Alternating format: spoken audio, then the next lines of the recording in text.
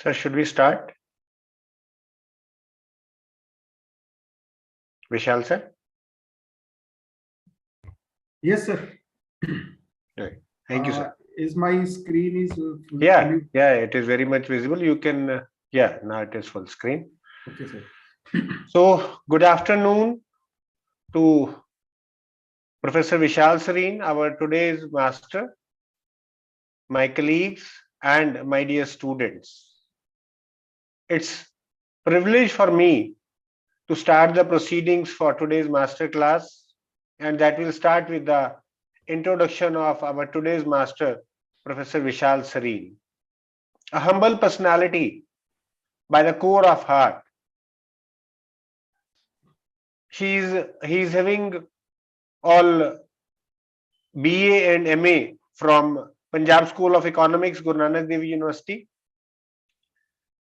and she has done PhD in economics from Punjabi University, Patiala in 2014 with topic trade relations between India and Asian countries since 1991. Why I referred this particular topic, sir's PhD topic also, because that is what sir has made his interest area is specialization in all these years. Professor Vishal Sareen is a motivated faculty member of economics who is always inspiring the students to pursue academic as well as personal excellence. It's not only his PhD students, but I have seen interacting him with his undergraduate students as well as postgraduate students so that they are continuously striving to have a challenging and engaging learning environment in which all the students are becoming lifelong scholars and learners. He is having more than 18 years of teaching experience, and that is his association with Lovely Professional University also. Sir is a renowned researcher having more than 30 research papers in his credit in his coveted journals like ABDC ranking and Scopus listing journals. Sir is having experience in accomplishment oriented approach to the teaching also, giving the real life examples. And nowadays sir has served as a head of department for the Department of Electronics in Lovely Professional University, and right now he is having a bigger responsibility of engaged in Division of Academic Affairs. Sir is having specialty in curriculum development, diverse teaching modalities, assessment and evaluation, educational technology enterprise.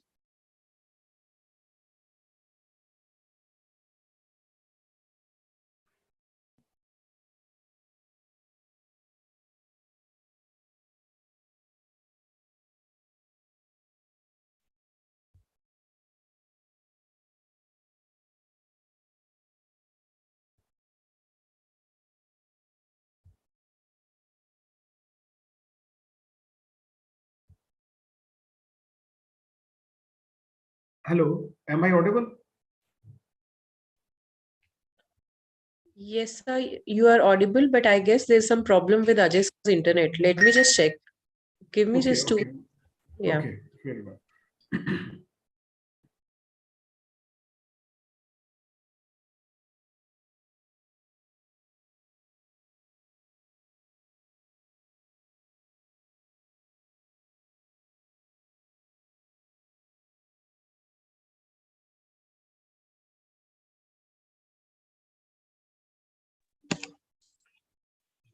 Dear students, he's just rejoining in 2 minutes.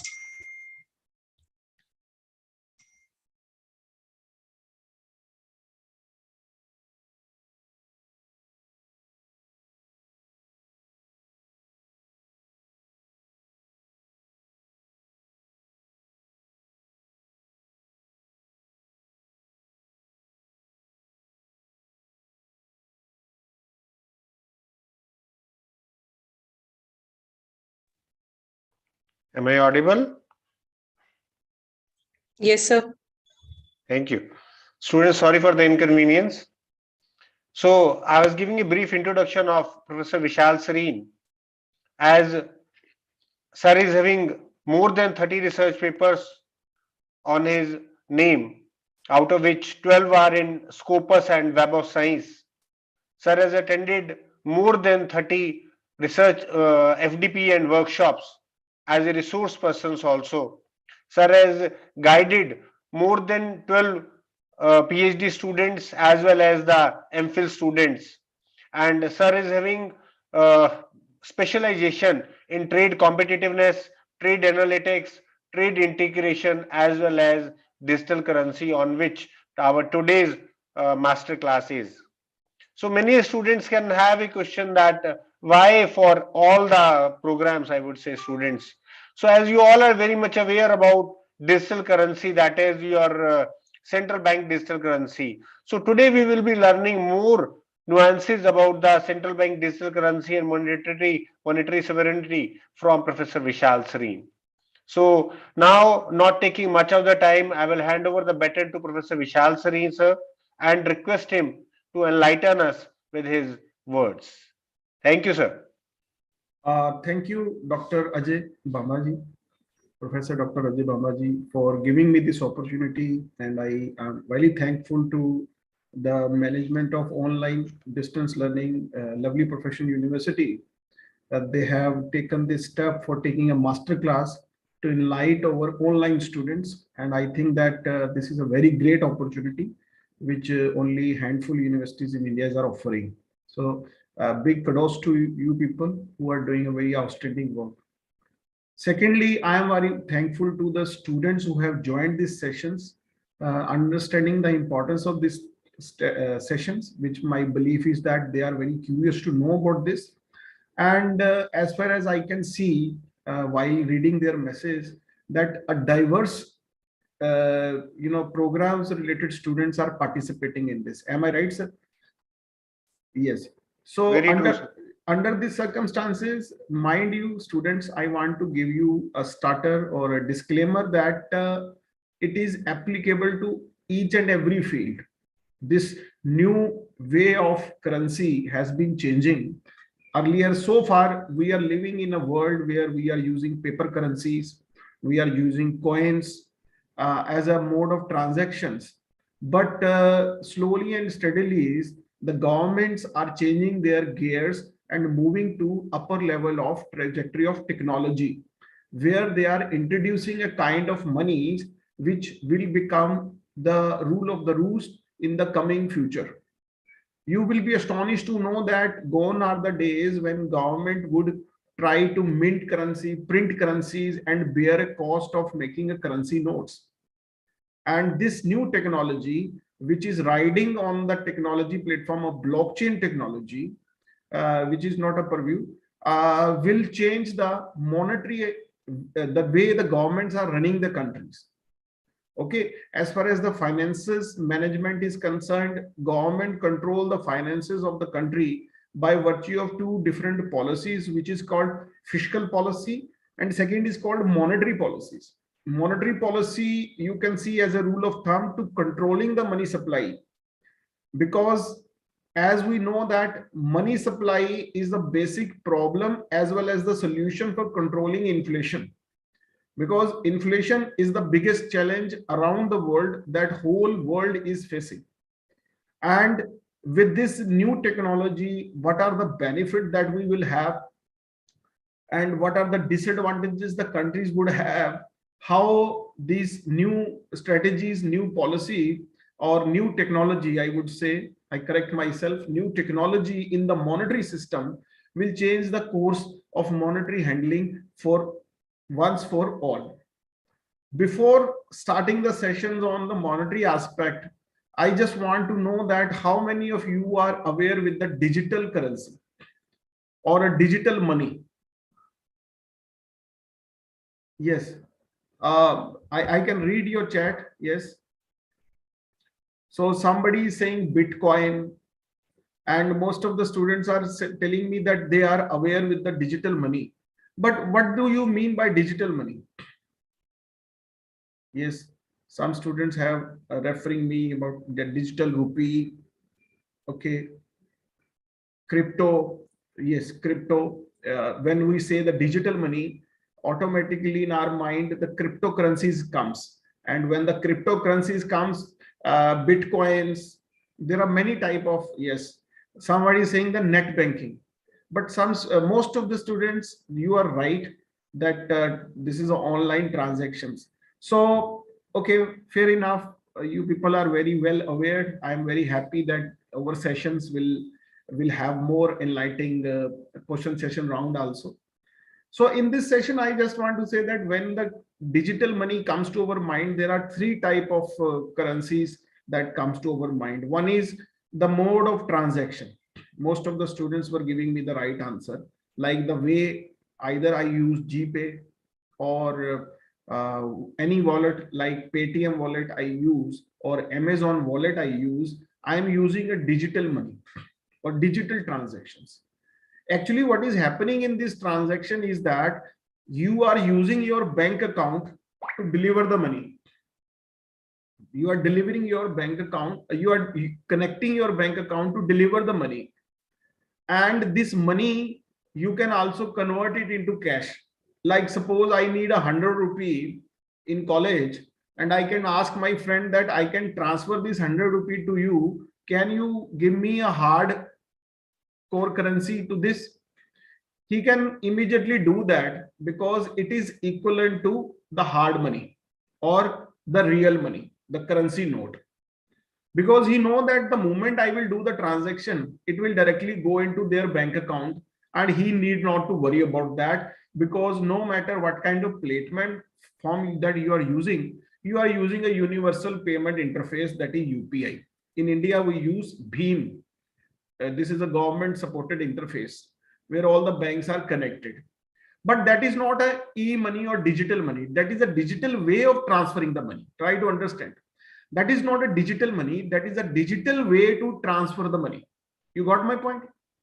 So under that circumstances, I would say that you are electronically transferring the money, but the physical aspect of the money shall remain intact. It will not change. Okay. Now, another is cryptocurrency.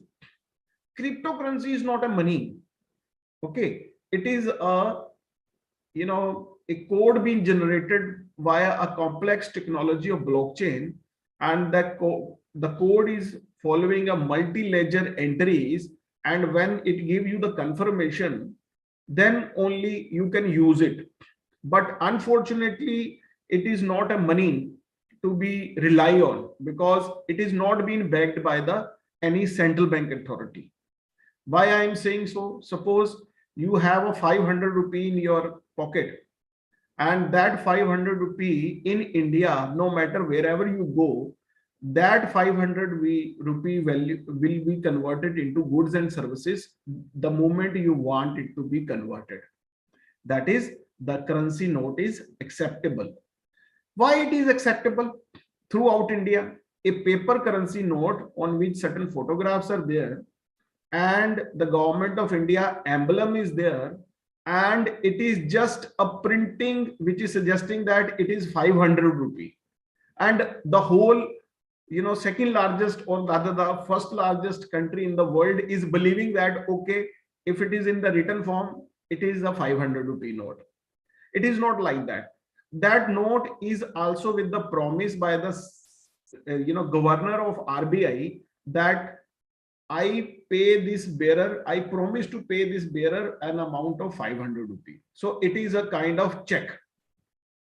It is a kind of open check that you can transfer among yourself. That is, money is the money which you can transfer, which you can keep with yourself, which you can give it to some other people, or which you can promise to give to some other people at a future date of time. Okay. So under that circumstances, the money is a different thing. When I talk about the digital money, it is a different thing. It is just an additional mode of transferring the payment. It has nothing to do with this. But when I say the cryptocurrency has its own limitation. It cannot be used as a currency, because there are certain features which a currency must hold in order to be qualified as a currency.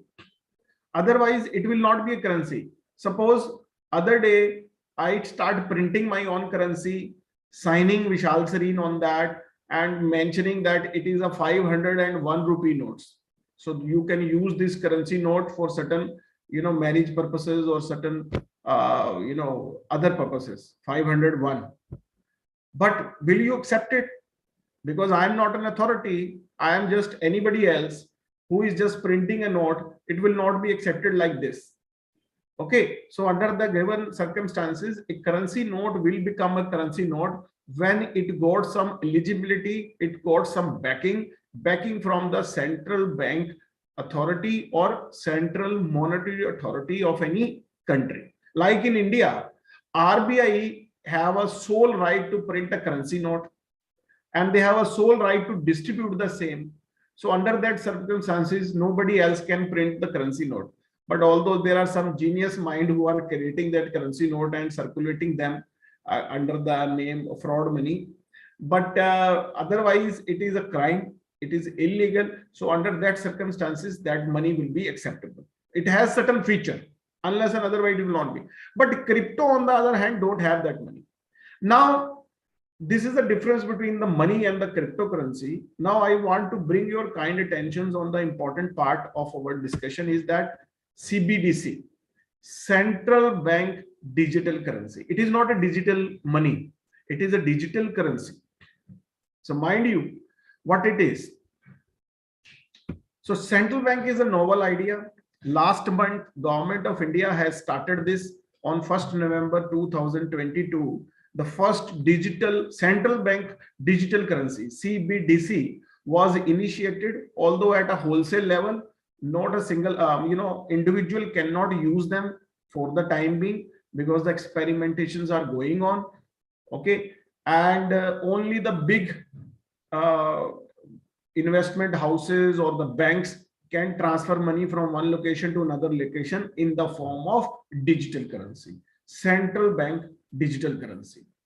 That is going to be a game changer because what is happening currently, a government would have to bear expenses in order to print currency notes. So government, when they will create their own currency, they can control that or not see. But there are certain technical points which need to be understood both by the student of management as well as by the student of sciences, because this is going to be a game changer and there are certain important aspects which need to be understood. Okay, because that is for sure that after 2023, all the textbook, either of the management where the financial related aspect being discussed, or in the economics where micro or macroeconomics are discussed, this topic is now going to be a new addition. So you people can believe that you people are living on an era where the digitalization of the currency has started. So you people are lucky enough that you can, you can be the person who watch that change has been taking place. So you will be the sole person who saw that changing. Although we professors are studying on this, and it seems to be quite a new thing, but here when the next generations of yours or mine will come, they will use this technology like the back end of their palm, like the way we are using the smartphone. Okay. Now, what is CBDC? Let us throw some light on this.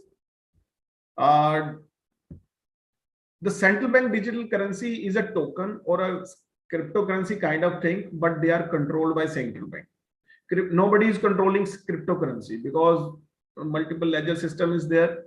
But in this case, it is a kind of cryptocurrency, but it is controlled by the central bank. Mind you, there is a difference between them because cryptocurrency have some black past also, because when you don't know whose money you are using it is a matter of trust between buyer and the seller only that kept the money to survive. And it was once used by the terrorist organizations or any rogue element across the world where they were transferring this money per se on the basis of the trust only, without even getting noticed by the noticed by the central bank or any government agencies. Okay, but now what is happening, the government is entering into that place and they are creating their a kind of cryptocurrency which will be totally backed by the central bank of any country. They are pegged with the fiat currency. So whatever the currency which is reflecting in the digital form in your bank account, because digital currency cannot be converted into cash. Okay, unless and otherwise your other party is agreeing on this. So it will be digitally reflecting in your account like the Bitcoin transactions or any other cryptocurrency transactions are reflecting on your account. You cannot convert it into a hard form of money. But in this case, the digital form of money is again a legal money.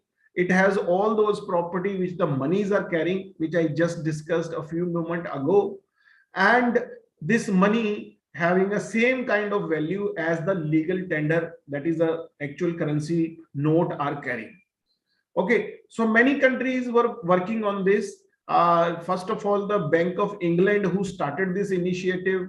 Later in the European Union, there were some countries who started this, and thereafter what is happening that some African countries who actually started this. Okay, but all the banks, central bank for the time being are learning from their experiences, but slowly and steadily, you know, big countries are now addressing those issues. They are watching the challenges that small countries are facing, and they are now, you know, converting that, they are now rectifying those challenges and applying these into their digital currency. So China is the first country, as far as the big countries were concerned, where the digital money has started. India is the second largest country where digital currency last month has started. So under that circumstances, it is very important that what kind of dent it will make. And by the end of this session, you would be quite enlightened about this, that what kind of big changes this CBDC concept are going to bring down.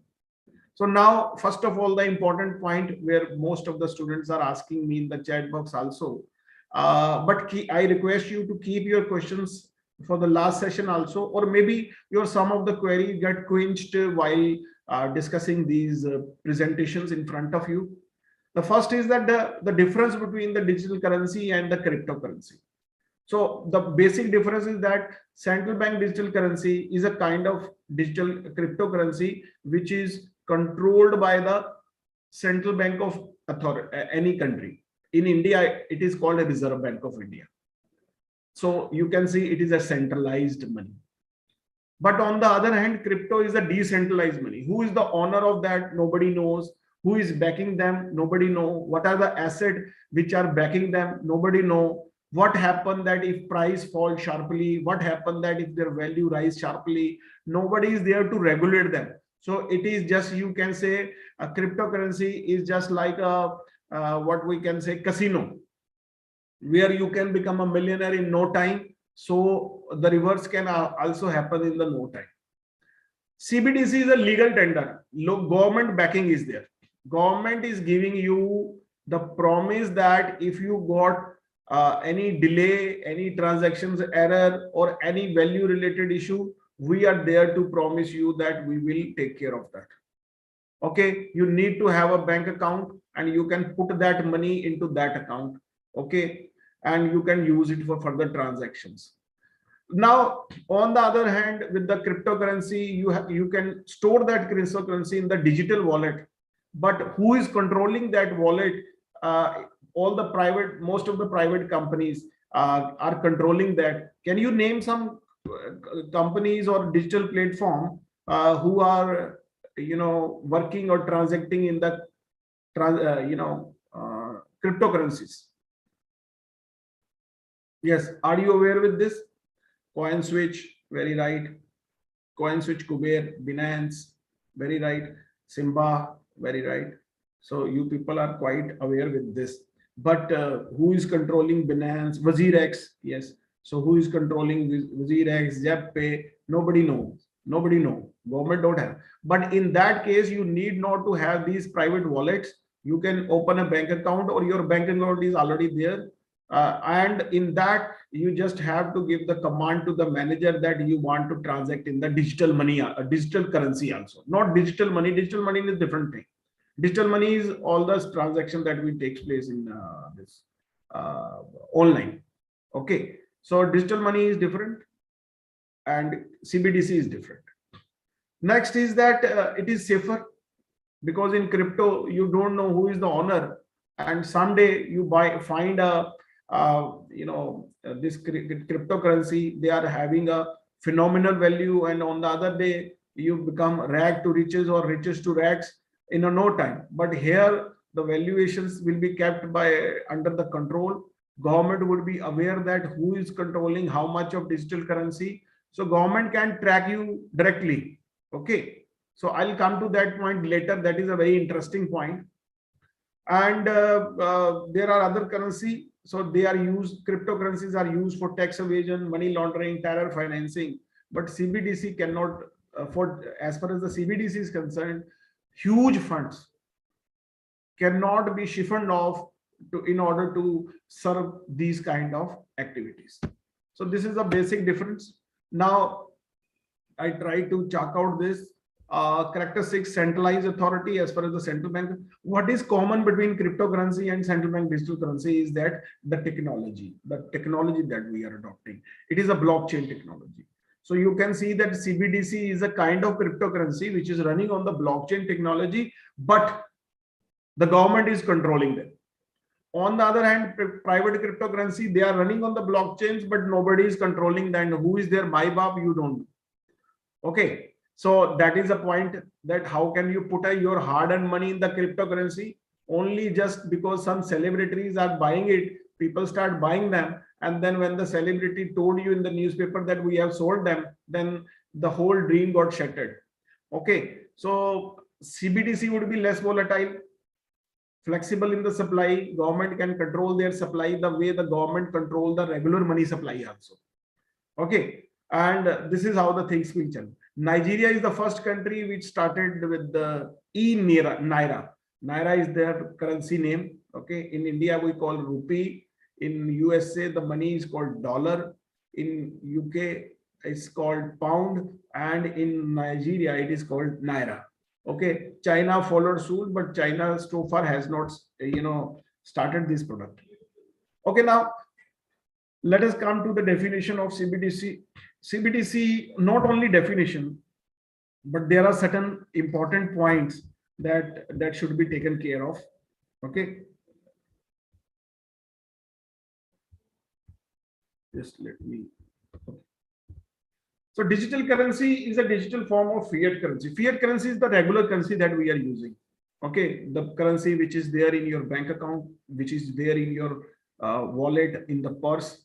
Okay, where Mahatma Gandhi, the father of nation, is smiling, is called fiat money. Okay, it is regulated by the monetary authority, although I reiterated this point. And CBDC is being used. Now try to understand the philosophy. Philosophy is that currently, if government want to distribute money, which is technically called money supply, into among the citizen of India, how do they supply? They gave that money as a lending form to the commercial banks. Okay, all the banks except RBI in India are called commercial bank. Either they are private or public sector undertaking. They are all called commercial bank. Now the commercial bank further gave their money by virtue of controlling certain parameters like rate of interest, like CRR, SLR. So there are many criteria by virtue of which modulating the home loan also helps the money to flow into the people's hand. If there are high inflation, then government increase the rate of interest, which by virtue of which borrowing become costly and people start spending less money. So it controls the money. It restricts the money to be used into the system. It restricts the money to get in the circle of the circular form in the economy, and by virtue of which they control this. Okay, then what happened that if government want to infuse more money into the system, government reduce the rate of interest by which more people start taking borrowing. Suppose I want to make a home. Currently, the home loan is reaching towards 8. So it is very costly to make a home. So what I will do, I will postpone my dream of making a home for the time being, keeping my salary in my context, which I will believe that I can't afford that. But later, maybe the next year, if the economy will revive and government reduce the rate of interest, suppose they reduce the rate of interest by 1%, then I can fulfill my dream. I can go for with the bank to borrow the money and start making my own home. So under that circumstances, the moment the money will come to me, what I will do, I will spend that money on purchasing iron, on purchasing gravels, on purchasing land, on purchasing tube lights, on purchasing cement. So all those money will automatically go into the system, isn't it? This seems to be a very beautiful model. So this is how the banks control that money. But when the CBDC will come, the government will ask you to have a phone number, have a bank account, and if government want to decide that this money should go to a particular person, okay, then that money can go to them. Like if government want to give some poor people some monetary benefit, earlier what is happening in the present system, that those poor people are generally been identified at a local level. If you are living in the village, the Gram Panchayat do this. If you are living in the corporation or city, the corporation do this. They identify the poor people. Okay, local body, not corporation, local body do this. So local body do this, and then they serve the data to the government, and then the state government circulate the data to the central government, and central government give them the grant to pay to the poor people. And unfortunately, because of the corruptions, most of the data found to be rigged, or it has been observed that the needy person rarely got those opportunity or those money which actually government sent them to them. So what is happening now? Now government will identify whether the person is poor or not by their Aadhaar card is being linked with the bank account, their phone number is linked with the bank account. So automatically all the details about his transaction will be in front of the central government. You need not to declare that you are poor or not. The government will automatically decide.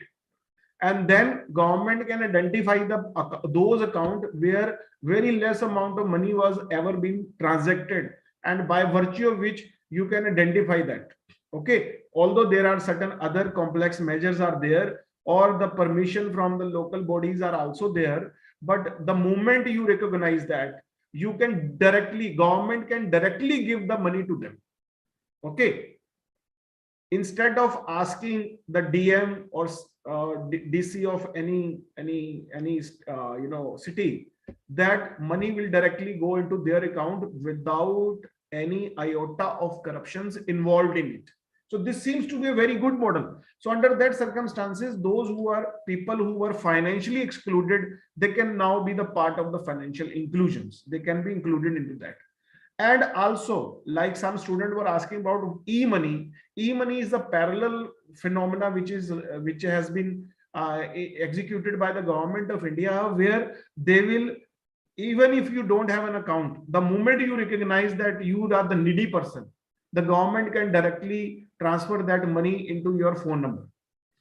Whether you have an Android phone or don't have, you can encash that money from any shop, any Karyana shop. You can go and you can encash that money. That project is also airborne. So let us see after a couple of months when the results will come for the same.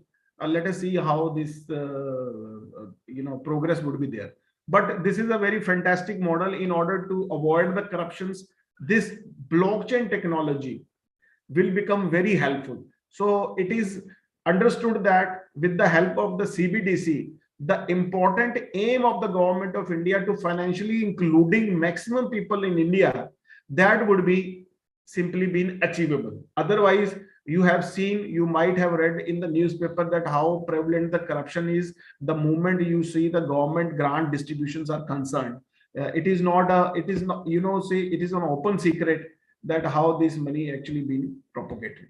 Anyhow, but the government is the other part, is the thinking about this. Government is the becoming the sole, present government is thinking on this, and they are coming up with this technology.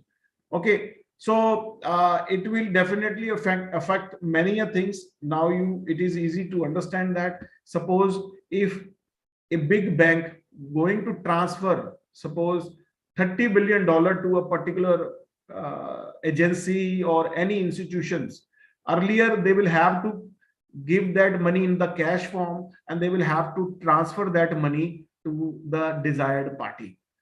But you can see that how much security cost was there, how much fear was there, how much risk was there to be involved. Suppose government is giving $30 billion loan to any Indian company, and the moment the loan is been sanctioned, that loan will be transferred to them, and then company will in cash convert that into cash and distribute it to their lenders. That is the way. But now what is happening, that government need to afraid all the cost of completing the transactions will now be zero. Why? Because just at the click of the button, that money will automatically transferred into their account, and at the click of the button they can distribute that money without catching the eye of the looters. So that seems to be a quite beautiful model.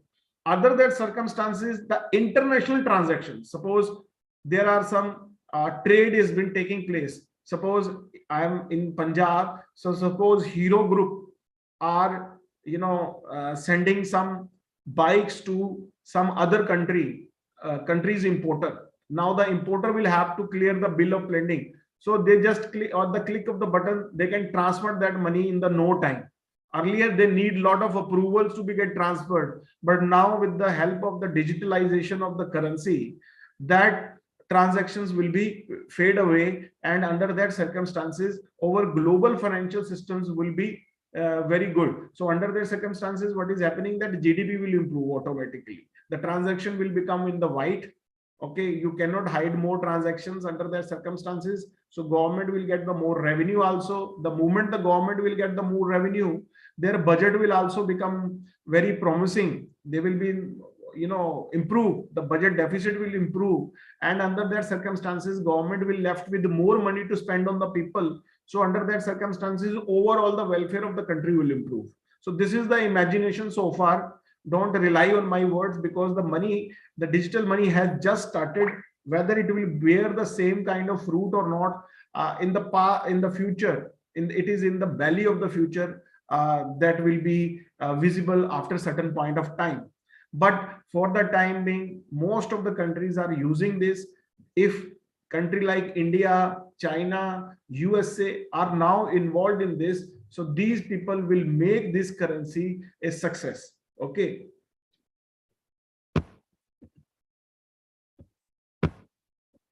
Now, what are the characteristics? Although in my discussion I have discussed this, CBDC is carrying the same character as the money is carrying. Okay. So what is money? Money is carrying. Now, medium of exchange. All the currency that we are carrying is a medium of exchange. If in India I am using Indian national rupee, it is a medium of exchange. At any shop I can go and transact that money. If I can buy a broccoli, I can buy a broccoli. I can buy a Coke. I can buy anything. I can buy aloo tikki. Okay. Right now I haven't had my lunch, so my examples are related to food only. So I hope that you people will accommodate that. Okay, it is a store of value. So what do you mean by store of value? Store of value, that I can keep that money with me and I can spend it in some future point of time. Okay, it is a unit of account. Each value currency has its own value and the value doesn't change. And standard of deferred payment, that I can promise that I will pay you money at certain point of time. Okay, I can pay you money at certain point of time, and on which you can also agree upon. So what does it mean? It means that I can defer my payment. Defer means delay my payment to also, because you believe that the money value will not change after a certain period of time. Okay, so that is a very important point. This is the four feature which you can see on my slide are the same feature which the money also hold. If you open the textbook of money and banking, you will see that these are the four features which are often being discussed as far as the money characteristics are concerned. So mind you, these same characteristics are also being held by the CBDC, central bank digital currency. Okay. So next is, now we will discuss about some detailing. How many type of CBDC are there? Predominantly, there are two type of CBDC. One is wholesale.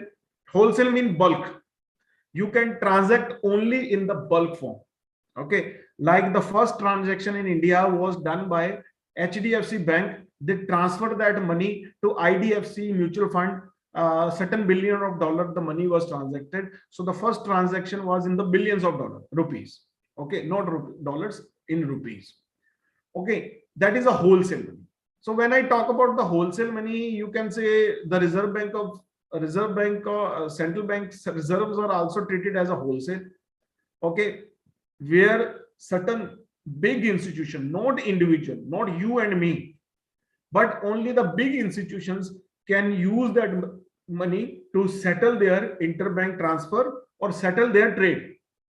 Okay, so under that circumstances, what is happening? The beauty of this model is that the settlement takes place at the very same point.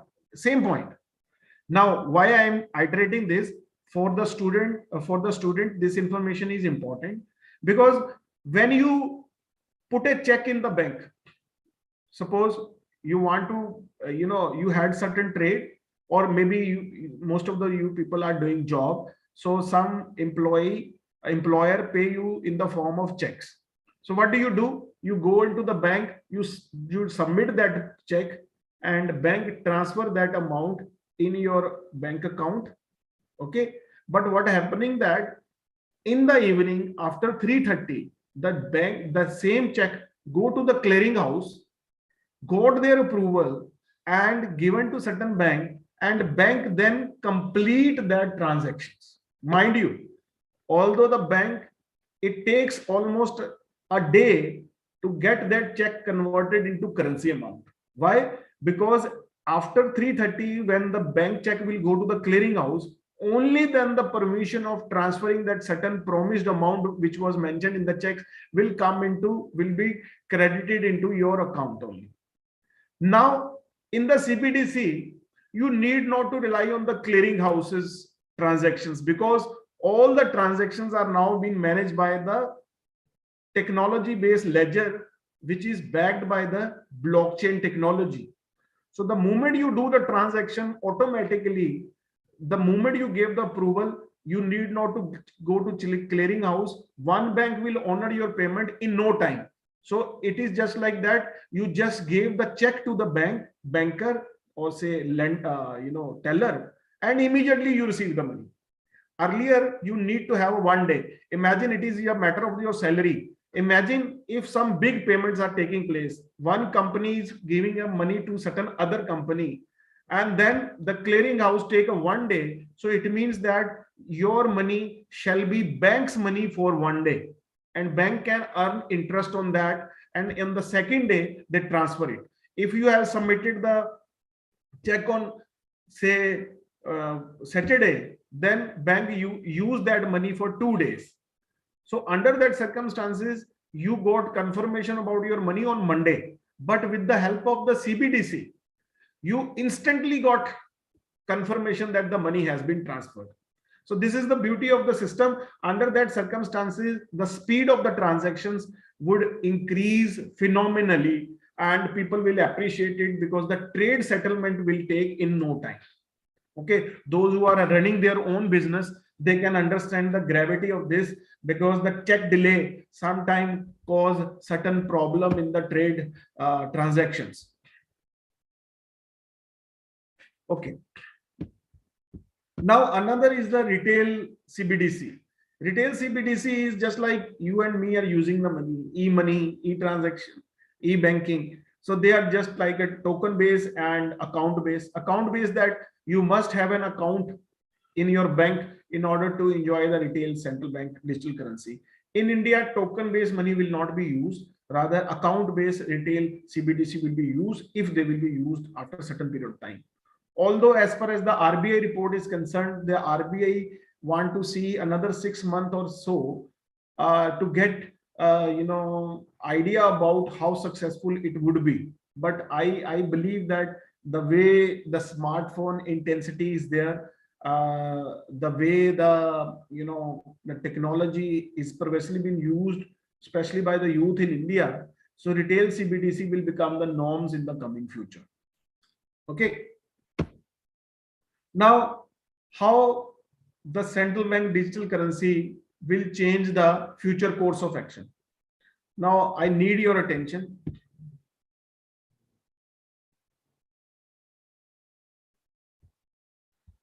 In the present mode, just let me.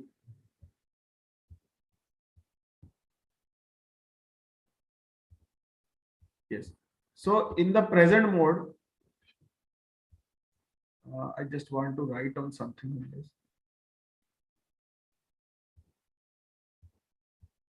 In the present mode, you can see the cursor. The present mode is that the central bank is using that money and gave it to commercial bank, and then commercial bank gave that money by form of home loan, by form of loan, by form of motorcycle loans, by form of other way, they gave it to the end user. Now, what is the future? You can see the future has been changing. How the future has been changing? Now you can see central bank will use the money in the digital form. They will invite the technology, and then they can either interact through commercial bank, or they can directly interact with the individual customer. Now, can you understand this? Here you can see the role of the commercial bank will be under threat. Right now, either it is State Bank of India, Punjab National Bank, Union Bank, all those banks are surviving because RBI is relying on them to distribute or controlling the money supply or extending their services by commercial banks. RBI don't do the banking the way that we see other banks are doing. RBI is the banker's bank. Okay, banker's bank. Now what is happening that if the CBDC will come, then you are entering into a different domain. Okay, you are entering into different domain, and you are controlling your banking system, centrally controlled banking system on the behest of the technology. Okay.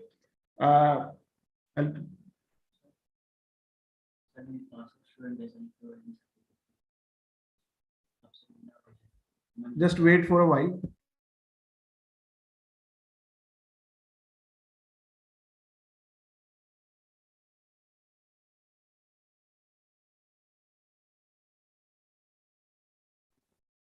Sorry.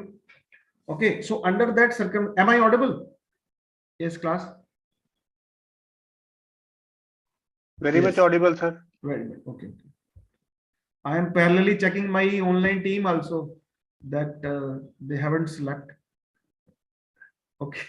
So under that circumstances, you can see that the central bank directly can control you. Okay.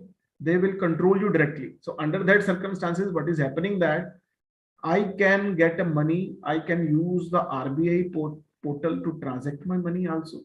So under that circumstances, I need not to open any account in the commercial bank. So imagine when your accounts, the present bank account will become redundant, then what will happen to the banking system in India? Then banking system in India will be jeopardized.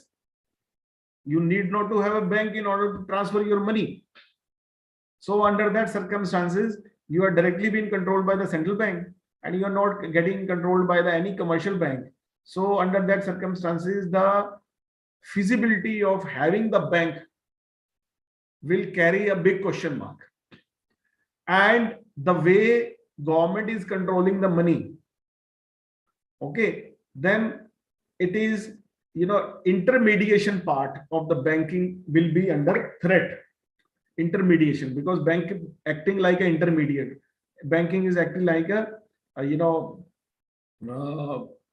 agent, but there you need not to have an agent any longer, and under that circumstances the whole system will underwent a change. Okay, so this is how the things are moving on. Now the other part is that why CBDC? Why do we want to have a CBDC? First of all, it is the public access to the legal tender will increase. Okay, public access to the legal tender will increase. Reduce settlement risk. I gave you the example that settlement losses will be minimum. Okay, because when we do the international transaction, apart from the day loss, we also got time loss also. I'll explain. There is a word called Husted risk. Husted risk means that suppose I gave my money to my American importer today, right now. So right now in America, there is a night. Okay. Then how will I get a confirmation that my money has reached to the place? Suppose I want to import certain things from America, and my American importer told me that, Mr. Vishal, first you will have to pay so much of money to me. On confirmation of that, I will allow my shipment to your place. Agree? Right now, what is happening in the office? It is closed 3 o'clock. I ask my banker that transfer so and so much of money to my American counterpart. Got it? Got it? He transferred that money. But I called them and they are not picking the number. So you can understand my situation then. Why they are not picking the number? It is a night and they all America is sleeping and their banking system is closed. In the morning it will be there. So what is happening that under that circumstances, I will have to wait for a day. I will have to wait for a day to get a confirmation. In the night, I will get the confirmation, and then either they will have to wake up in the nights or I will have to wake up in the night. So this time loss sometimes create big confusions. This is called Husted risk. Okay. And unfortunately, in the night, their bank system was also closed. So when the morning they will come and they will update their system, only then they got my confirmations payment. But unfortunately, if my entry got skipped, then I will be in the trouble for next 2 days, because the case will go to ombudsman and then the case will be reconsidered and only then my payment will be reconsidered. So under that circumstances, CBDC will reduce the settlement risk. Okay. So this big settlement risk is there. So CBDC will solve that. Less cash society. Government is also eyeing on not on the cashless society, but the society with having a less cash. Because what is happening that the moment you create a currency note, you will have to bear some expenses on this. In India, a country like India, where a lot of money is daily being transacted in the cash form, the government have to bear expenses on that. In the form of printing currency note, in the form of distributing currency note, in the form of preserving that money in the reserves. It is a very big cost on that, including all type of cost. And in order to make big financial transaction, then there is a security risk also. Okay. So in CBDC, you need not to create any currency note. You just have to create some algorithm where new currency will be created. And then that money will be transferred to some other thing. Although RBI will take care of how much money should be there. Efficient cross-border terrorism payment and virtual currency challenge. All the cryptocurrencies are disturbing the norms, but unfortunately they are not backed by the government.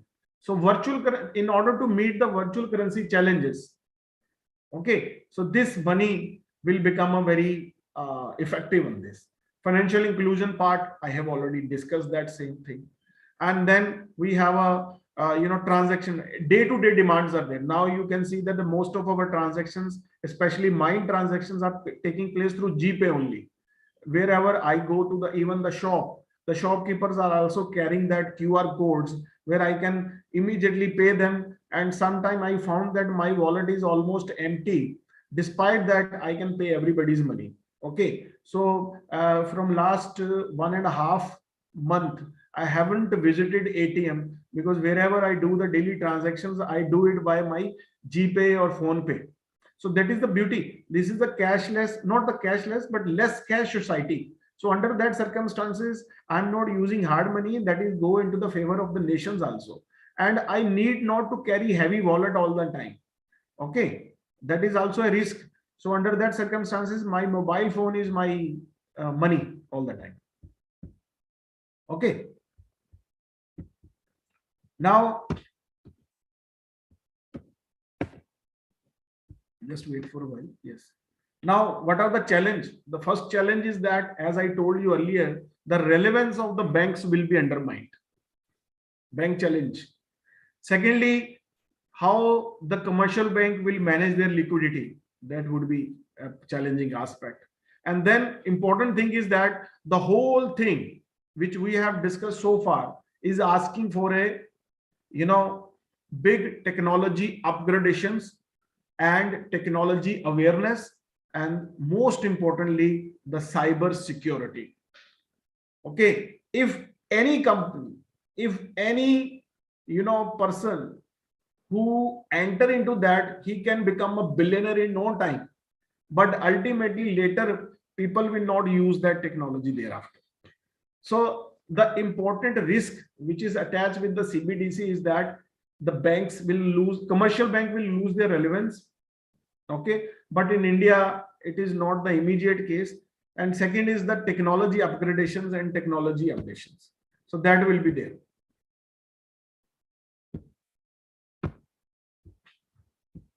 Okay, now another is that issue created by the CBDC is that, first of all, I told you the monetary system, because this is a topic actually, the monetary sovereignty. The monetary sovereignty will drastically change the way we invest, the drastically change the way we got the services.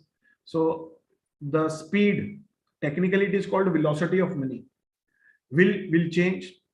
Okay. Secondly, how the government can manage the interest rate and all that, this is called monetary policies. All the monetary policy instrument will be easily applicable. Earlier, it is a mercy on the commercial bank that RBI used to do this. Okay. And then again, there is a challenge. A lot of people are putting their hard-earned money in the cryptocurrencies, believing that they will become millionaire. But unfortunately, they cannot become a millionaire in no time. Okay. So under that circumstances, what is happening that CBDC would be the good choice, but government can keep controlling on you. So now in this model, you can understand that, yes. So you can understand that earlier the old model, old theoretical model is that this is how the banks or your account is being controlled by the commercial banks. And this is how the banks through digital wallet or digital currency helping you. Okay. In India, it is Paytm, GPay. And these two models are presently being used, these two models, because central bank is controlling that. But now the discussion is taking place on this third model, where CBDC is controlling that. And here you can see the role of the central bank is nowhere in the sight. The role of the central bank is nowhere in the sight, and which makes that under these circumstances, central bank can directly control the money supply into the people's account. That can, control that money supply. And that would be a very situation for the banks. The future of the banking will be troubled. But on the other hand, the role of the monetary policy will be enhanced, where the controlling the money will increase.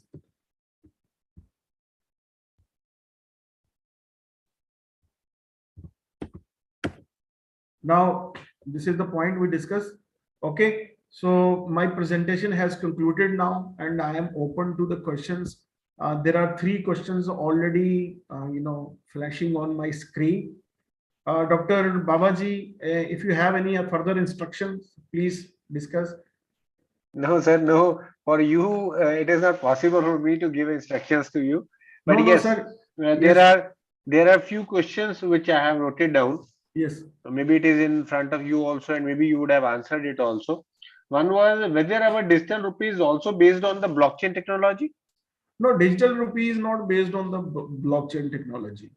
E-rupee, which government has just started, this Okay. is just direct transfer of money to a particular account only, but this is based on the legal tender transactions.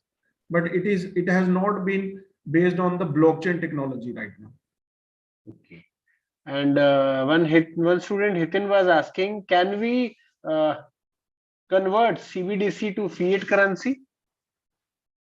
As I told you that if you will pay me in the CBDC, I can also pay you in the money form also. The government is honoring that. A promise has already been made, but so far the present guideline of RBI is that you cannot convert CBDC into hard currency money because it has not started on individual basis, the project of CBDC. Okay. It has started on the transfer of wholesale money, where big chunk of money from one institutions, financial institutions, or any organization to the other organizations. So for the time being, we cannot convert them into hard currency money. But I believe that the moment the individual CBDC formations will start, then only we can convert that money into hard money, Right, sir. paper And money. one thing which came to few students to us, that if you can, because I can understand there is a issue also related to technology, but they are having a little request that in short summary, if you can explain them in Hindi, if it is possible. Okay. I know few of our many of our students are from international countries also, but few Indian students are having this request that if you can explain them in I would say easy terms, so that they will be able to grasp it better. देखिए digital currency तो digital currency रहेगी, ठीक है जी. तो digital I will try because I was instructed to no instruction on the language was concerned, but I believe that if LPU students are there, then they Yes. believe that the international language should be adopted. So on the behest of that, I assume that the lecture would be in English. Anyhow, if some students wants, so the CBDC एक digital currency है जिसको central bank, Hindustan में reserve bank of India जो है वो central bank कहलाता है, वो मैनेज करेगा डिजिटल फॉर्म में, और उस पे जो कंट्रोल होगा वो सेंट्रल बैंक का होगा. पहले क्या होता था कि सेंट्रल बैंक जो है वो पैसे देता था कमर्शियल बैंक को, उसका प्रोसेस अलग है, और कमर्शियल बैंक वो पैसा यूज करता था अपने लेन देन के लिए, बैंकिंग सिस्टम को चलाने के लिए, और उसी तरह से वो पैसा मार्केट में जाता था. जैसे मैंने लोन लेना तो मैं उधार के रूप में सरकारी पैसा लूंगा, मैंने कोई बिजनेस चलाना है तो मैं उधार के रूप में बैंक से लूंगा, बैंक उस पर कोई रेट ऑफ इंटरेस्ट लेगा और बैंक उस पर वापस जो आरबीआई को करेगा किसी रेट ऑफ इंटरेस्ट पे करेगा. तो वो एक मॉनेटरी पॉलिसी का, एक मौद्रिक नीति का एक पहलू होता है, उस पर थोड़ा आपको अलग से ध्यान देना होगा. लेकिन अब क्या होगा कि अब सरकार कहती है कि हम डिजिटल करेंसी बनाएंगे और सीधा आपके अकाउंट तक पहुंचेंगे, हमें कोई मीडिएटर, कोई सेंट्रल बैंक और कोई कमर्शियल बैंक की जरूरत ही नहीं है. ठीक है, विशाल सरीन आए, अपने अकाउंट को अपनी डिजिटल मनी के साथ जोड़ ले. हालांकि अभी ये इंडिविजुअल मॉडल नहीं है, अकेले के लिए नहीं है, अभी तो बड़े कॉर्पोरेशंस के लिए ये मॉडल चलाया गया, अभी नहीं है. तो विशाल सरीन को जितने पैसे चाहिए वो आरबीआई देखेगा कि उसने पैसा कहाँ भेजा है, उसने पैसा कहाँ से लिया है. क्योंकि जब आप टेक्नोलॉजी के रूप में पैसे का आदान प्रदान करते हैं तो उसमें मुझे ये पता चल जाता है कि आपने पैसा कब, किसको, कहां पे दिया और कितना दिया. ठीक है, कैश में ये नहीं होता. कैश में मैंने बैंक से निकाला 10,000 रुपए, ठीक है जी, एटीएम से या बैंक में चला गया, 2 लाख रुपए निकाले. अब मैं वो किसको दे रहा हूं, मैं वो किसी फंडिंग एजेंसी को दे रहा हूं, मैं किसी इलीगल एजेंसी को दे रहा हूं, उस पर बैंक का कभी भी मेरे से फॉलोअप नहीं रहेगा. लेकिन सीबीडीसी में ये जरूर रहेगा. इसमें मैं आपको और डरा देता हूं कि जो शादीशुदा लोग हैं वो जब मैं कैश निकाल के लाता हूं तो मेरी पत्नी नहीं पता कर पाएगी कि मैंने पैसे कहां दिए. लेकिन जब सीबीडीसी होगा तो मेरी पत्नी रिपोर्ट देख लेगी कि तुमने कितने पैसे किसको कब दिए। ठीक है, मैं कह सकता हूं कि मैं और बाबा साहब पिछले संडे नहीं मिले थे, लेकिन वो ये बता सकती है कि हमने बिल पेमेंट कितने का किया था। तो ये एक बड़ी डरावनी स्थिति है। ठीक है, तो सीबीडीसी में सरकारी बैंक जो है वो इस चीज को चेक कर सकते हैं, सेंट्रल बैंक। लेकिन इसका ये फायदा होगा कि डिजिटल करेंसी के रूप में जब ट्रांसफर होगी दूसरे किसी देश में या व्यापार के संबंध में, तो उसमें सरकार जो है वो इमीडिएटली इसको कंफर्म कर देगी। जैसे कि आपने अभी आज के रूप में देखे तो एक चेक मैं बैंक में लगाता हूं तो बैंक जनरली एक दिन लगता है उस पेमेंट को कन्वर्ट करने के लिए। और अगर मैंने इंटरनेशनल पेमेंट करनी है, कहीं बाहर से इंपोर्टर एक्सपोर्टर का पैसे का और सामान का आदान प्रदान हो रहा है, तो उस समय क्या होगा कि वहां के देश का समय भी एक इफेक्ट होता है। जैसे अमेरिका पे करनी है तो 12 घंटे का फर्क है, 12.5 घंटे का फर्क है। कनाडा पेमेंट करनी है तो इतना ही फर्क वहां पे भी आता है। तो इस केस में ट्रबल ये आ जाती है कि आज मैंने पेमेंट कर दी अभी लेक्चर देते देते, लेकिन मेरे को परसों सुबह या कल सुबह, कल संडे छुट्टी रहेगी, तो परसों जाके पता चलेगा कि वो भाई मेरी पेमेंट हुई है कि नहीं हुई है। तो ये एक ना मेरे लिए बड़ी दुविधा का विषय रहता है। लेकिन अगर डिजिटल करेंसी के रूप में हो तो मैं जिस समय पेमेंट की उसी समय जिसके पास पेमेंट जानी है उसका कंफर्मेशन भी आ जाता है, और डिजिटल फुटप्रिंट जिसे कहते हैं, कोड आ जाता है, नंबर आ जाता है कि मैंने भाई उसको पेमेंट कर दी। और मैं रात को उसको मैसेज कर सकता हूं कि भाई ये जो 16 डिजिट का, 15 डिजिट का, 25 डिजिट का जो भी होगा, ये कोड, ट्रांजैक्शन का कोड आ चुका है, तुम्हारी पेमेंट हो चुकी है। तो वो भी बंदा खुश हो जाएगा और पेमेंट हाथ के हाथ हो जाएगी, माल उसी समय आ जाएगा। तो इसको कहते हैं कि विदेशी सेटलमेंट, इंटरनेशनल सेटलमेंट जो हो जाएंगी वो रिस्क फ्री हो जाएंगी और उनमें स्पीड बढ़ जाएगी। मुझे दिन का ध्यान नहीं रखना पड़ेगा, मुझे ये नहीं देखना पड़ेगा यार कल शनिवार आने वाला है, अमेरिका में बैंक बंद होंगे, या कल वहां पे तो अभी क्रिसमस की छुट्टियां चल रही हैं, बैंक बंद होंगे। तो ये सिस्टम ऑटोमेटिकली उन चीजों को ध्यान में रखते हुए उस विषय को उसी समय ही कंट्रोल में कर लेगा। तो इसके ये फायदे हैं। ठीक है, thank you Vishal sir. Students are praising a lot that you had explained them in Hindi also. मेरे ख्याल में उनको वो वाइफ वाली एग्जांपल ज्यादा पसंद आई होगी। Very right, very right. जिनकी So शादी there are होनी है few वो, students, some are having some more questions. yes. Ashish is having the student that can you explain blockchain in simple terms? You know, blockchain जो है ना एक technical part है। ब्लॉकचेन में क्या है कि एक कोडिंग होती है, एल्गोरिदम होता है जिसपे कंट्रोल काफी सारे लोगों का है। ठीक है ना, तो एक जगह पे एक लेजर में गलती नहीं होगी, उस लेजर को कई जगह पे कंप्यूटर ओरिएंटेड एल्गोरिदम से चेक किया जाएगा। तो जब मल्टीपल एंट्री चेक होंगी एक कॉम्प्लेक्स एल्गोरिदम के प्लेटफॉर्म को, तो उसमें आपकी ट्रांजैक्शन जो होंगी वो रिस्क फ्री होंगी और उस पर साइबर अटैक होने की संभावनाएं भी कम रहेंगी। ठीक है जी, तो इसलिए ब्लॉकचेन टेक्नोलॉजी जो है आने वाले, ना सिर्फ ब्लॉकचेन टेक्नोलॉजी पैसे के मामले में हो रही है, आने वाले टाइम में ये जो जमीन जायदाद के नक्शे वगैरह हैं या रजिस्ट्री वगैरह हैं, ये भी डिजिटल करेंसी डिजिटल प्लेटफॉर्म पे ब्लॉकचेन टेक्नोलॉजी से होंगी। आने वाले टाइम में और सुविधाएं मिलेंगी। कोई भी ट्रांजैक्शन जिसमें हमें लॉन्ग टर्म रिकॉर्ड चाहिए होगा, जैसे गवर्नमेंट अभी सोच रही है कि स्टूडेंट्स के लिए एक कॉमन प्लेटफॉर्म हो जहां पे वो अपने क्रेडिट सबमिट करवा सकें, अपनी रजिस्ट्री जमा करवा सकें, अपने जो डीएमसी हैं 10वीं 11वीं 12वीं आगे की, वो वहां पे भी रख सकें। तो ये सारा काम आने वाले टाइम पे ब्लॉकचेन में हो सकता है, जहां पे आपको जरूरत नहीं पड़ेगी। जैसे आज के जमाने में आप हैं, मैं हूं, तो हम लोग अपनी डीएमसीज को अपनी जान से ज्यादा प्यार रखते हैं। ठीक है ना, उनको संभाल के रखते हैं, कहीं उन पर कीड़ा न लग जाए, क्योंकि वही हमें हर जगह दिखानी पड़ेंगी जब तक हम हैं इस दुनिया में। लेकिन आने वाले टाइम में हमारे बच्चों को ये चीजें ब्लॉकचेन टेक्नोलॉजी में यूज ही नहीं करनी पड़ेंगी। बच्चे के पास एक कोड आएगा, जैसे हमारे पास पैन कार्ड या आधार नंबर है, उसी आधार नंबर पे आप उस बंदे का लाइसेंस चेक कर सकते हो, उसी आधार नंबर पे आप उसकी डिग्रियां देख सकते हो, उसी आधार नंबर पे आप उसके बाकी सारे काम देख सकते हो। तो ये सारा डिजिटल प्लेटफॉर्म जो आएगा ये ब्लॉकचेन टेक्नोलॉजी पे है, और गवर्नमेंट इसमें बहुत सारा इन्वेस्टमेंट कर रही है जी। Vishal sir, now we can switch on to English also. Okay. Because many of our students will be feeling alienated with this one.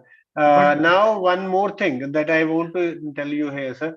One of my colleague is doing PhD yes, on this, as you were talking about using of blockchain technology in revenue transfers and all these buildings and everything. yes, sir. So he is interested in doing in blockchain technology. Okay, So due to high security. yes. One more question, sir. Shriraj is having that why can't we go cashless totally? What are the challenges in front of India if we talk about for going cashless totally? You know, it is very difficult to imagine to being a cashless. Okay. So what will you do? Will you pay digitally for buying half a kg onion? So imagining a cashless society is next to impossible, because for day-to-day transactions we have to do some, cash related or paper currency related transactions. Okay. And moreover, it is next to impossible to imagine that all the people are well versed with the technological gadgets and they have a bank account. Okay. In India, it will take another 50 years that people will become practically technology literate. Okay. Because the phase out, the old peoples are dying, those who born during the independence, they are dying out. You would say that lot of people right now at my age, your age, many peoples don't have their own grandparents. Okay, so it means that you people are the flag bearer for the next generations. So right now, after 20 to 20, 30 years, when people will become more techno pro and a lot of people start using the technology in the big way, only then cashless society could be possible. But I don't think so, that because this is just an utopian idea. But on the other But I hand, think we also a few countries like if I remember Iceland, they had gone. wherever this model has taken place, Hmm. okay, there the population is very less and all Yes, the literacy level is very high as far as the technology literacy is concerned. very Okay, true, sir. Very I'll true. I'll tell you, I'll share my personal example that my wife always become very conscious while paying through GPA, Hmm. and she want my presence all the time whenever she do some transactions, because still, although she is a postgraduate, but she is worried that whether she may do some unfortunate payment. So Yes. she is very curious.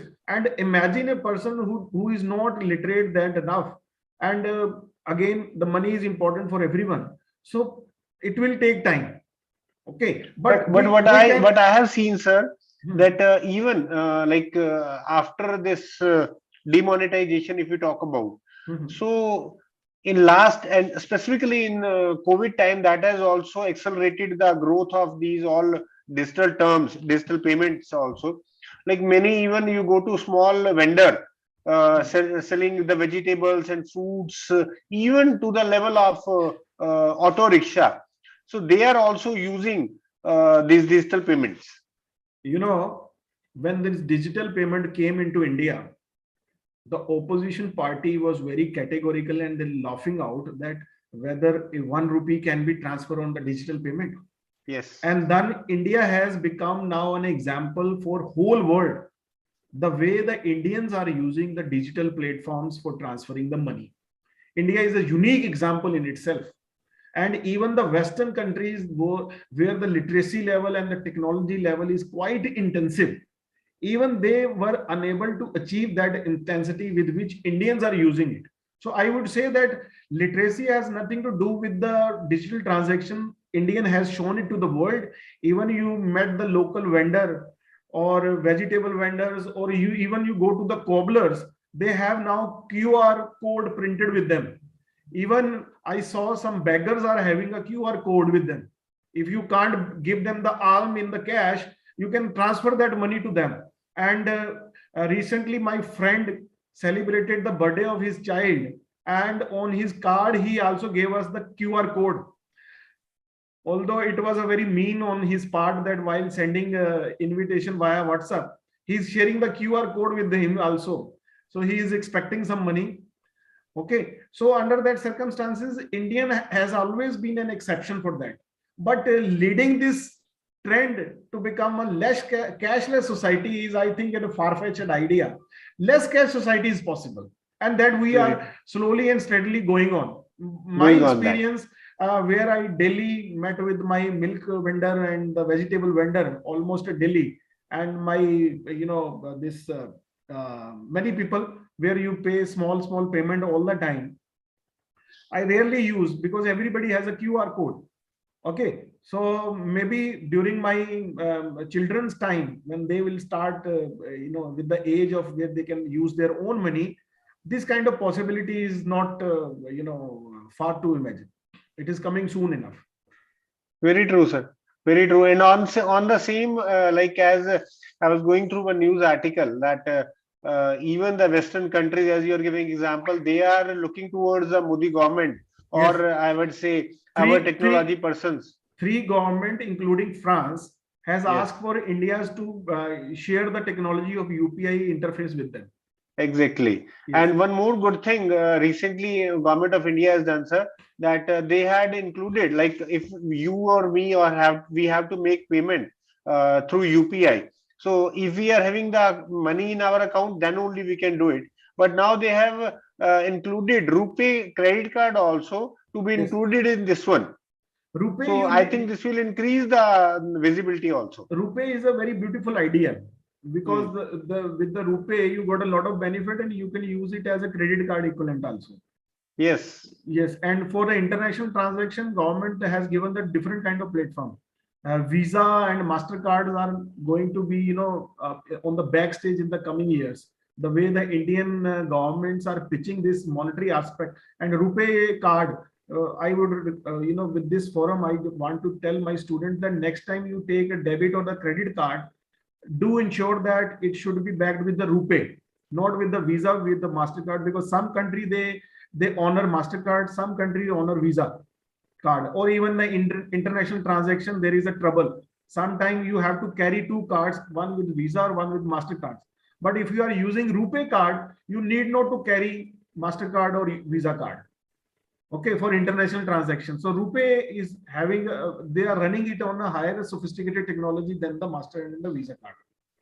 That's why Visa and Master, they both are feeling the heat, and they are requesting the US president to pressurize Modi government to not push on RuPay card. But RuPay card is used. I even, my debit card is going for a renew, and I categorically mentioned the manager of my bank that it should be given to me by RuPay mode only. That is the RuPay transaction platform only, not Visa, not Mastercard. Very right, sir. Yes. Sir, one Saurabh is having a question that can CBDC transfer on hard money? No, CBDC for the time being cannot be transferred to hard money, because the CBDC for the time being has started for wholesale transactions only. And the organization which read them, they can use it on the digital form only, not in the form of hard cash.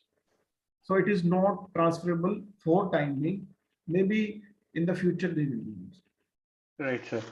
Sudeep is having a question. Yes. What type of data understanding is required to understand investments, crypto and Bitcoin? First of all, my experiences and my study on the crypto is telling me that it is a total casino effect. Okay, no data understanding. In the stock market, we do fundamental analysis, we do technical analysis. Technical analysis are based on certain statistical results and graphical understanding. Okay, where we can predict the movement of the stock. But the crypto, they don't run on any graphs. Okay, so I would recommend you that instead of putting your hard-earned money on the crypto, you should put in the mutual fund or put in the stocks. Even the government, National Stock Exchange of India is also allowing you to put your money in the global funds also. If you want to invest in Facebook or any American company stocks, you can invest in there. But the crypto is not, trustable. It can make millionaire.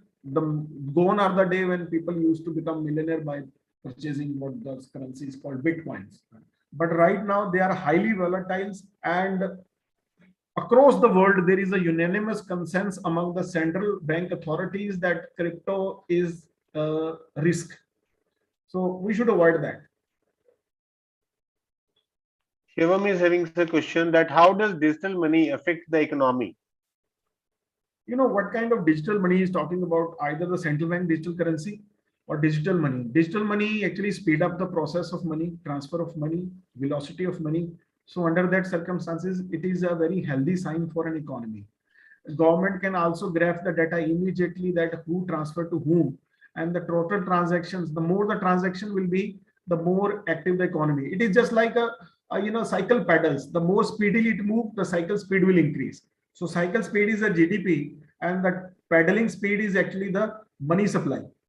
So digital transaction increase the money supply, and so does your GDP will increase. So it's a good sign. Now I would request the students that if they are having some queries, what the questions they had written in the chat box that we have taken. So now I request if the students are having any question, they can raise the hand so that we can unmute them and they can ask their question. And on the same, I will request all the students. Yeah, Ayush is having that. How is the budget, government budget check? This is $1 million question, that how the government budget checked, because the budget of the government is being checked by the Auditor General of India, and which is hired by the government itself. So nobody checked the government budget. But your question, so far I felt that your question is that how this budget is being managed. So when we talk about the budgets comes under the fiscal policies.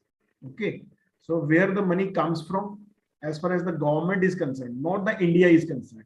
As a country, we are not talking about when we talk about the budget, we don't talk about India, we talk about the government, that how the government got the money and how government is spending that money. Okay, so budget don't include the settlement of the foreign transactions also. That is, the balance of payment is a different criteria. So the government every year present a budget, and they present a budget that what they did in the past and what are they going to do in the future.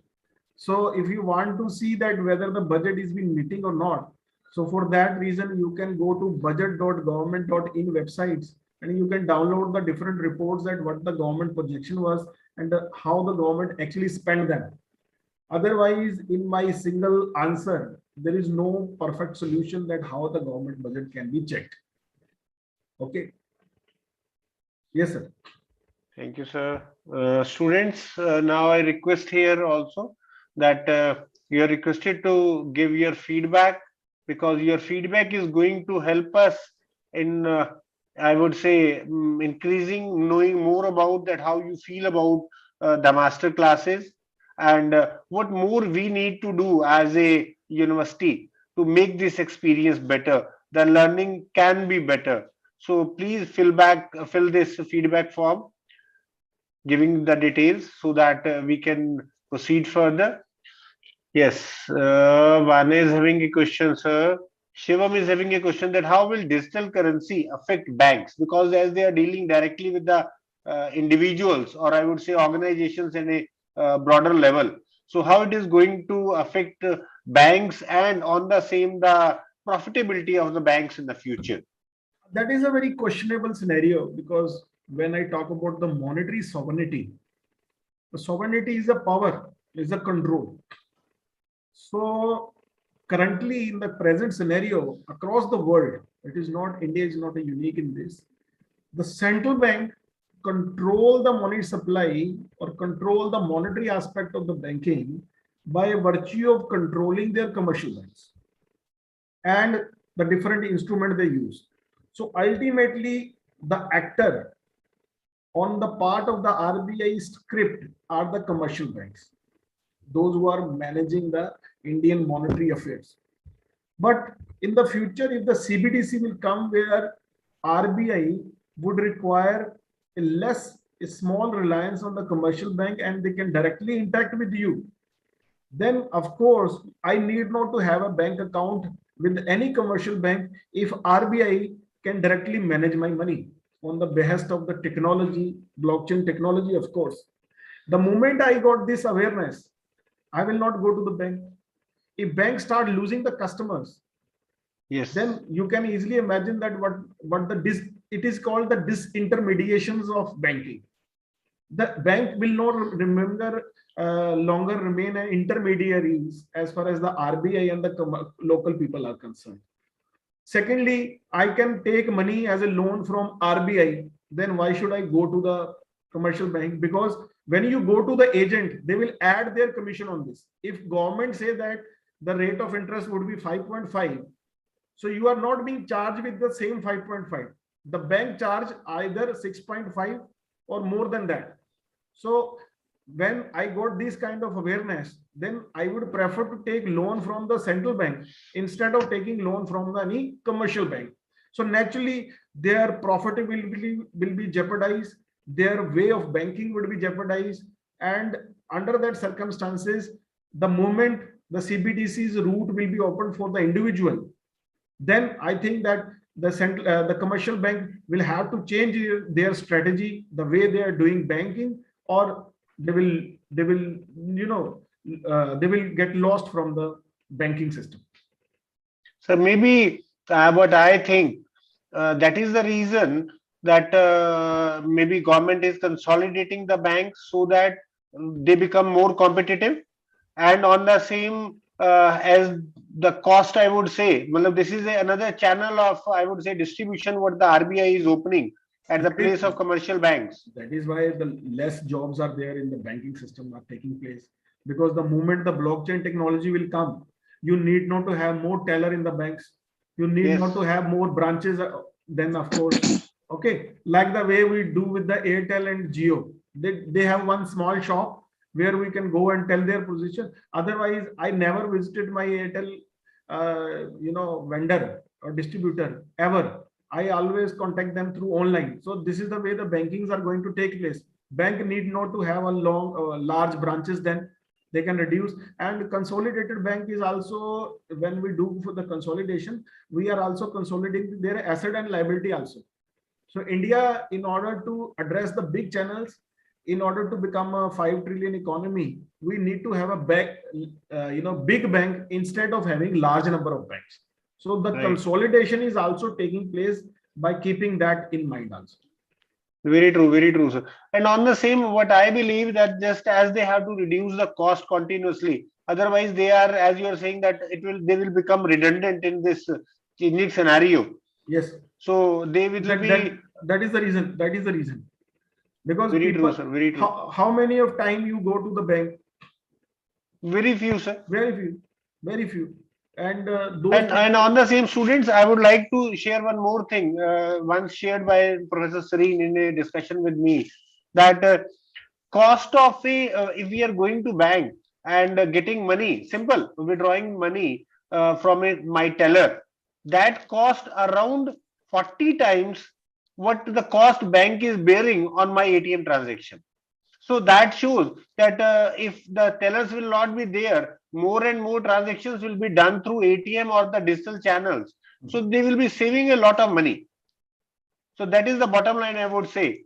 And now, sir, one student Ashish is having a question that what is the term India stack, if you can tell.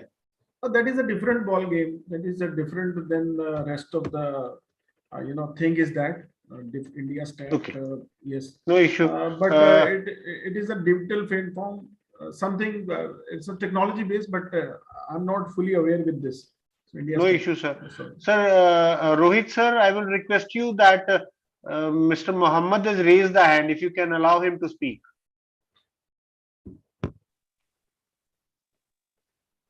Hello. Yes. Yeah.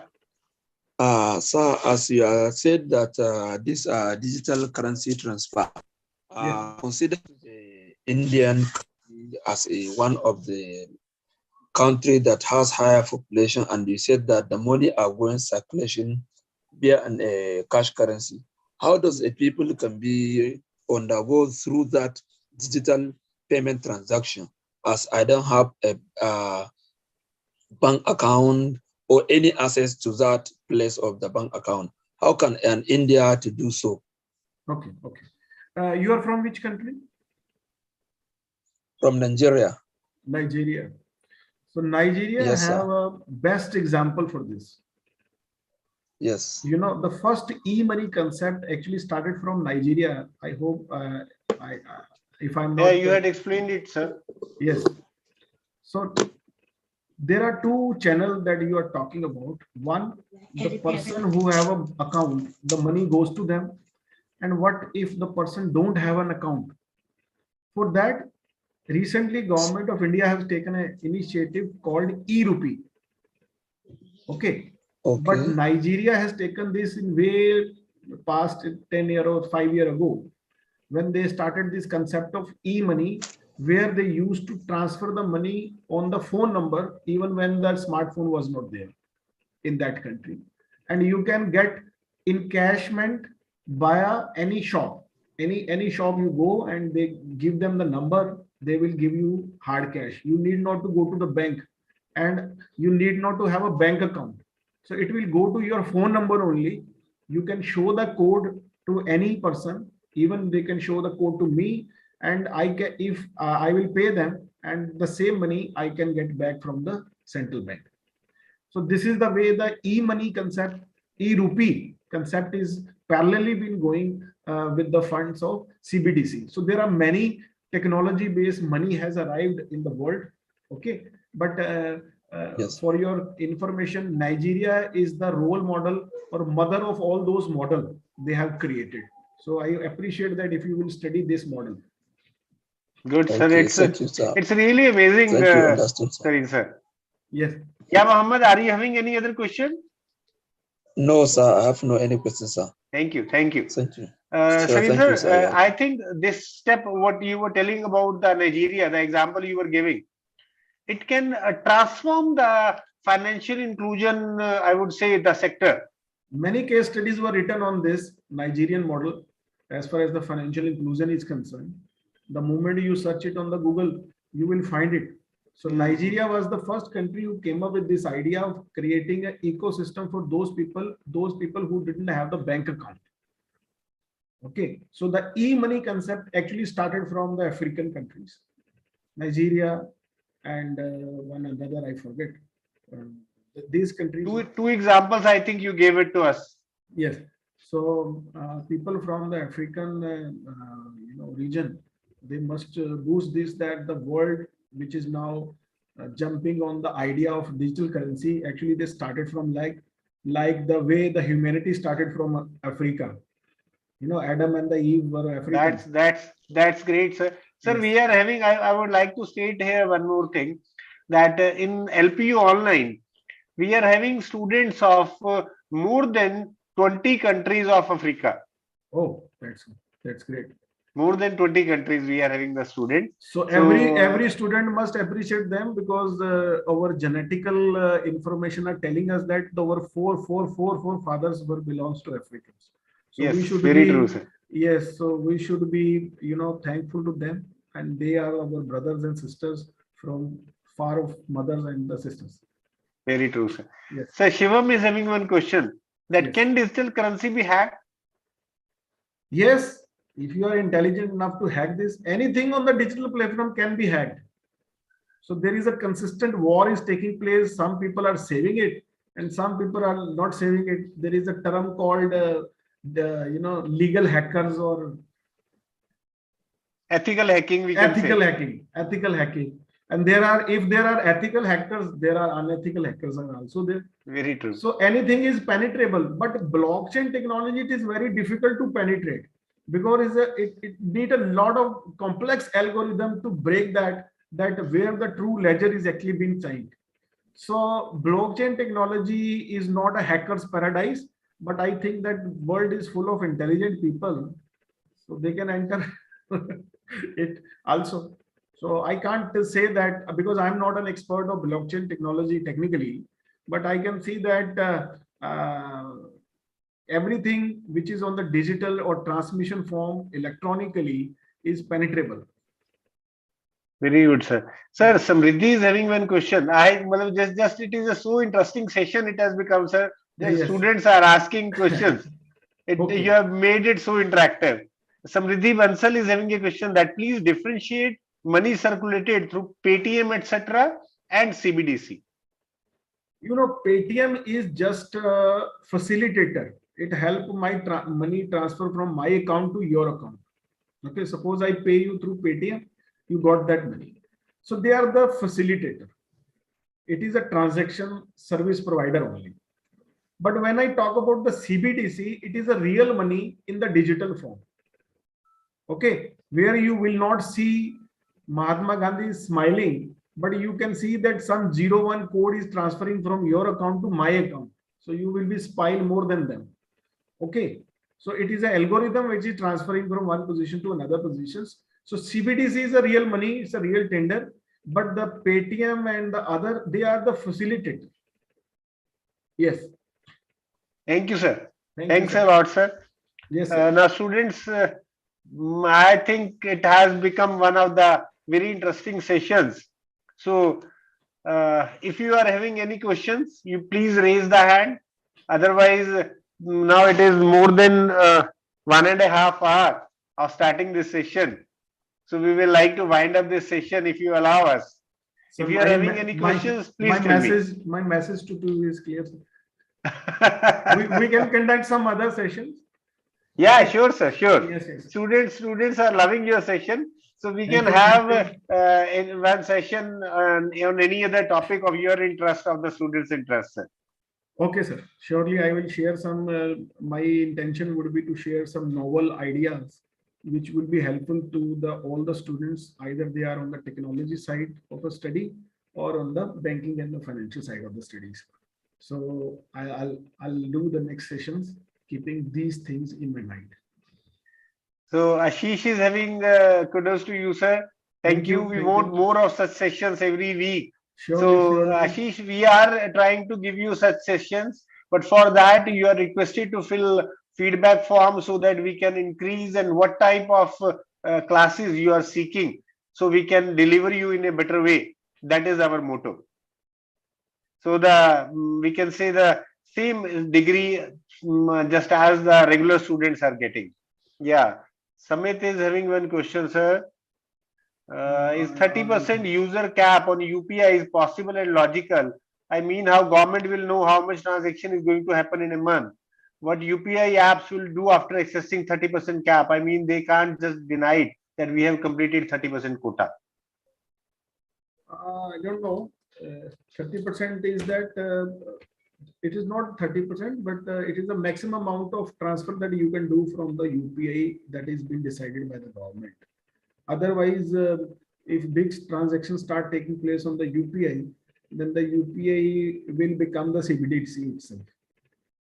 So under that circumstances, all the service provider will become a trillionaire, not only millionaire, if the government will allow them. And this is the maximum risk government feel that you don't give due to the independent service provider.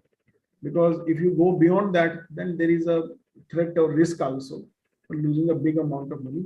So maximum cap is being decided there. So this is the maximum cap I'm talking about. Thank you, sir. Thanks a lot. Thank you very much. It was a nice Thank you, session. student. Now with this, I would like to conclude this session by giving vote of thanks.